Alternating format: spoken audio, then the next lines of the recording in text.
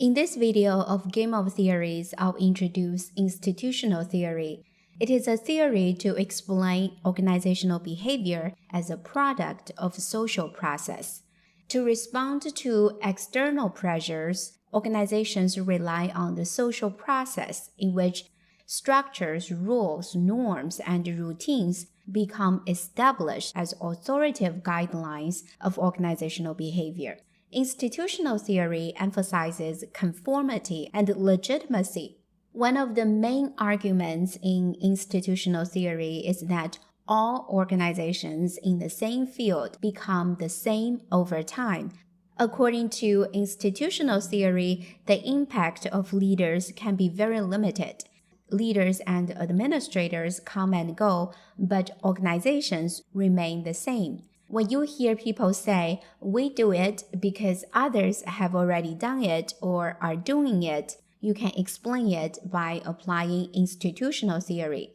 Organizations look to their peers for cues for appropriate behavior, rather than focusing on optimizing policies, rules, structures, practices to serve the interest of its organizational members. First, what is institution in institutional theory? Like most theories, there is no universally agreed definition of institution. William Richard Scott wrote in his book titled Institutions and Organizations. Institutions are social structures that have attained a high degree of resilience. They're composed of cultural, cognitive, normative, and regulative elements that together with associated activities and resources provide stability and meaning to social life. Institutions are transmitted by various types of carriers, including symbolic systems, relational systems, routines, and facts. Institutions operate at different levels of jurisdiction, from the world system to localized interpersonal relationships. Institutions, by definition, connote stability, but are subject to change processes, both incremental and discontinuous. Other definitions of institutions include taken for granted scripts, rules, and classification are the stuff of which institutions are made. An organized, established procedure. More or less taken for granted repetitive social behavior that is underpinned by normative systems and cognitive understandings that give meaning to social exchange and thus enable self-reproducing social order. One thing in common among those definitions is that they all focus on routine patterns of social practices as existing apart from and beyond people. There are 6 key constructs of institutional theory: infusion of value, diffusion, rational myth, loose coupling, legitimacy, and isomorphism. First, infusion of value means that additional meaning or value is injected into an organization over time.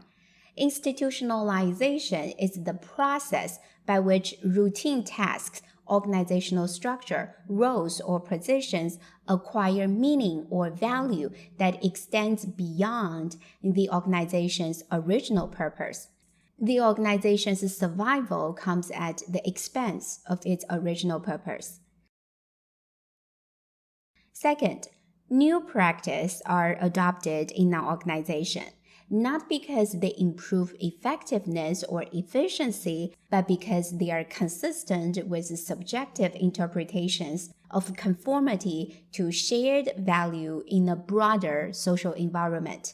If you recall the so-called new practices adopted in your organization, you may notice that many of those practices were adopted not because how effective they were, but because other organizations have adopted them. Third, rational myth. Rational myths challenge a taken-for-granted assumption that many organizational activities are unrelated to rationality. It is a rationalized myth that adopting practices and procedures are driven by a desire to improve efficacy in organizations. In fact, organizations adopt practices and procedures ceremonially in order to conform themselves to a broader environment, to increase their legitimacy, and to enhance their survival prospects. As a result, evaluation of those practices and procedures become ceremonial as well. Meetings, workshops, professional development sessions, and excessive paperwork are sometimes generated for the ceremonial purpose. Fourth, loose coupling is related to rational myth. Because organizations often adopt some practices ceremonially, they have to separate and buffer the core productive functions, which are technical activities, from functions adopted as a result of institutional pressure. The separation and buffer are called loose coupling. This can explain why many implementation efforts fail, because organizations believe it will be unable to maintain its current productivity if it fully implements a program or practice to conform to institutionalized pressures. Fifth, organizations adhere to rational myths and adopt practices out of a desire to appear to be legitimate. Legitimacy is obtained by adhering to the explicit rules and implicit norms of the social environment within which an organization exists. For example, an organization with a formal equal opportunity program may be more likely to obtain federal government contracts than an organization without one. 6. Isomorphism means similarity of form. Iso means equal, identical in Greek. Morph means form, appearance. Organizations in the same field become the same over time. This term was proposed in the 1983 article titled "The Iron Cage Revisited: Institutional Isomorphism and Collective Rationality in Organizational Fields" by Paul DiMaggio and Walter Powell. They argue that the most significant sources of social pressure to conform arise from the professions and the state. They characterized three types of isomorphism: coercive, normative, and mimetic. Coercive isomorphism is largely political in nature and arises from organizations' need to appear legitimate to other more powerful actors, such as governments. For example, governments issue a mandate to force some practices to be adopted.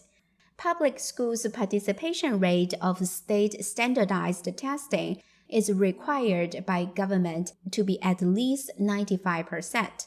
Some school performance metrics are required to be reported to state education agencies in certain formats. All public schools adopt those practices and procedures due to coercive isomorphism. Normative isomorphism is driven by pressures brought by professions. People from the same educational backgrounds approach problems in much the same way. This is probably why many innovative people in history, such as Leonardo da Vinci and Benjamin Franklin, may not be able to survive in today's organizations. They are unlikely to be hired by today's organizations. They lacked formal education, which saved them from being acolytes of traditional thinking. If you want to hire innovative employees who think out of the box, it won't work if you use templates in the hiring process that are widely used by other organizations. Rules of conformity don't have to be explicitly articulated in rules or laws, like accreditation requirements. They can be implicit. For example, there may be no rule states that certain non-teaching positions in education must have a teacher education degree, but many school districts still prefer to hire people with a teaching degree. Another example is that Many universities and colleges are obsessed with ranking, which has led to misplaced priorities. Many institutions spend enormous time and money chasing rankings they feel carry prestige. The U.S. Secretary of Education called the system of ranking is a joke. Mimetic isomorphism refers to the tendency of some organizations to copy other organizations that are perceived to be successful or legitimate under conditions of ambiguity. That is, when the criteria for or path to success is not apparent. For example, administrators in your organization say, "We'll adopt a practice because all peer organizations have done it or are doing it." The practice is adopted not because it's effective, but because others have adopted. As one of my family members always say, just because other people are jumping off a cliff doesn't mean you should do it. As you read literature, you may run into another term, neo-institutional theory. Some scholars differentiate old and new institutional theory. Old institutional theory refers to detailed qualitative case studies of organizations by organizational sociologists between the 1940s and 1960s. In the 1940s, Philip Selznick conducted an intensive analysis of Tennessee Valley Authority, which was a large federal government organization designed to promote conservation as part of the Roosevelt administration's New Deal. He argued that the organization's grassroots policy was its response to local and national interests. But this adaptation greatly restricted the organization's freedom in policy and action. Organizations are composed of individuals who react as a whole, and the organizations take on a life of its own, which extends beyond the organization's original goals. Since the 1970s, the publication of 2 journal articles marked the start of neo-institutional theory.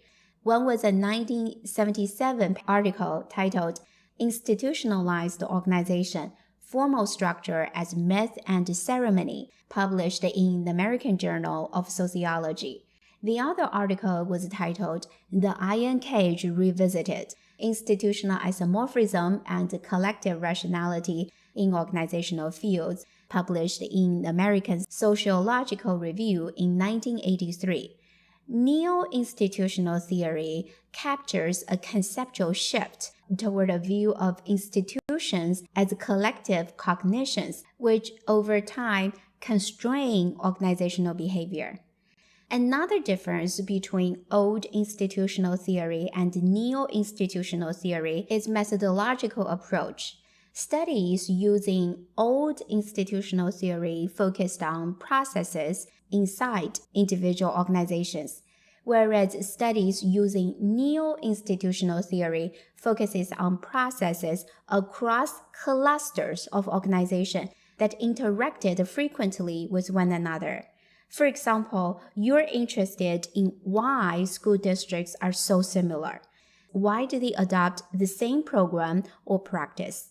Applying neo-institutional theory to multiple school districts, you focus on the mechanism of diffusion by analyzing the factors that inhibit or promote the adoption of practices across school districts.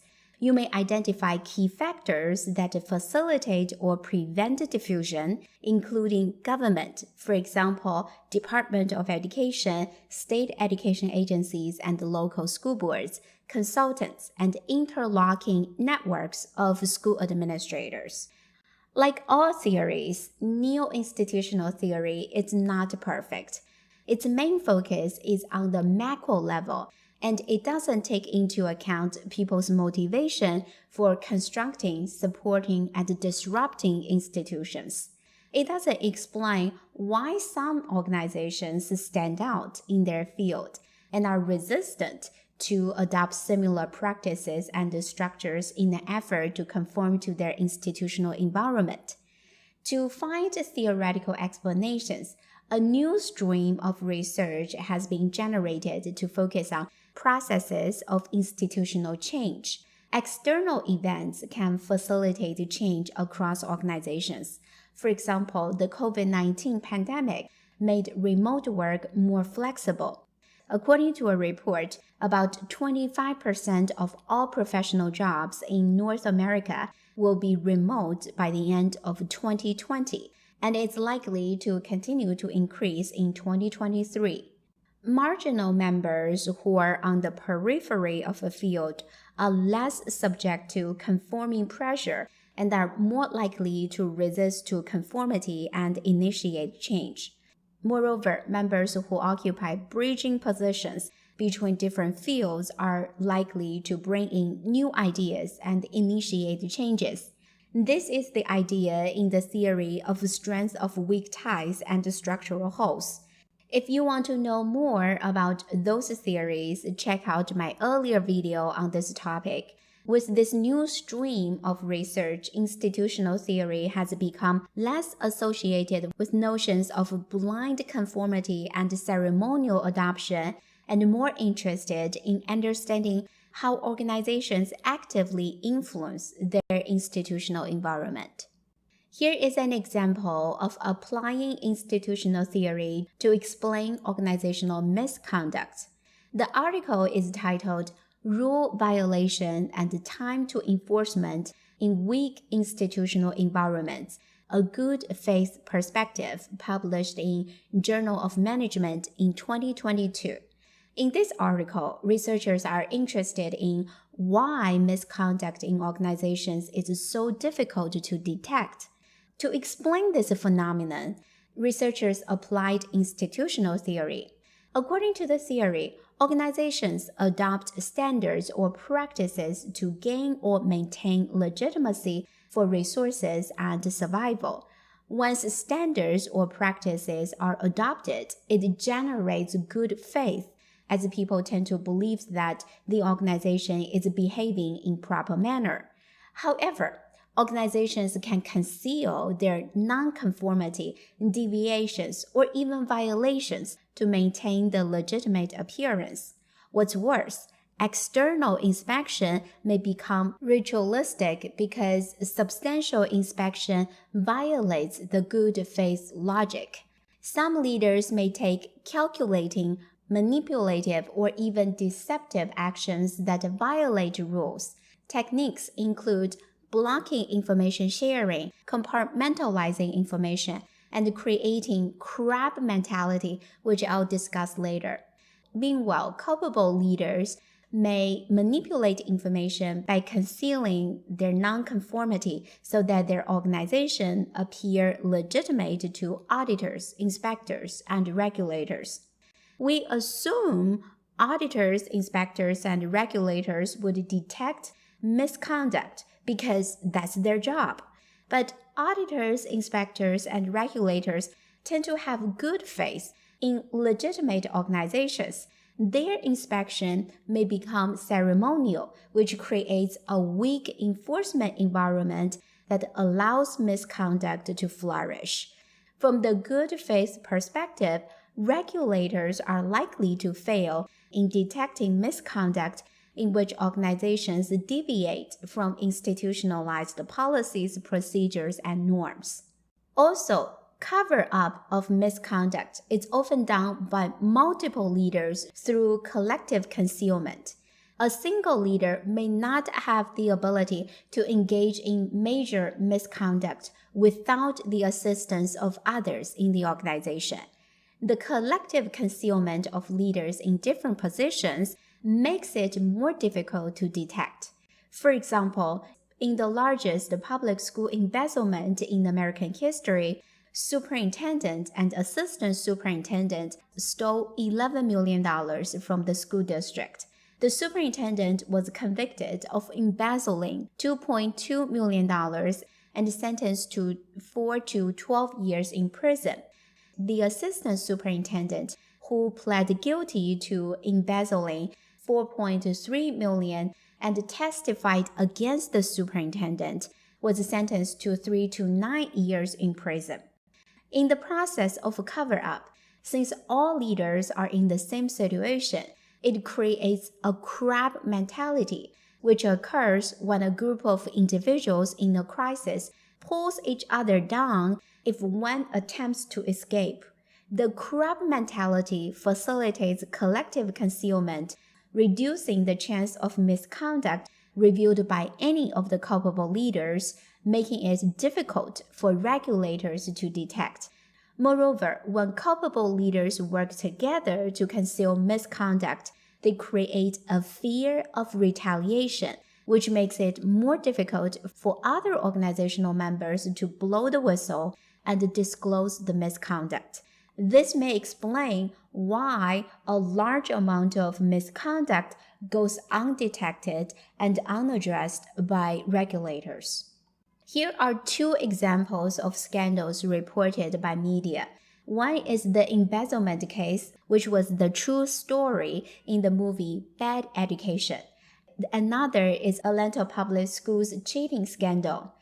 Can you apply institutional theory and its 6 core constructs to explain how the misconduct took place, how it was covered up for a period of time, and what was the role of local and state regulators in the scandals? If you want to know more about how to build a theoretical framework for your research, I have published a book titled Demystify Theories, a workbook for developing theoretical frameworks of educational leadership research. The link of the book is in the description below.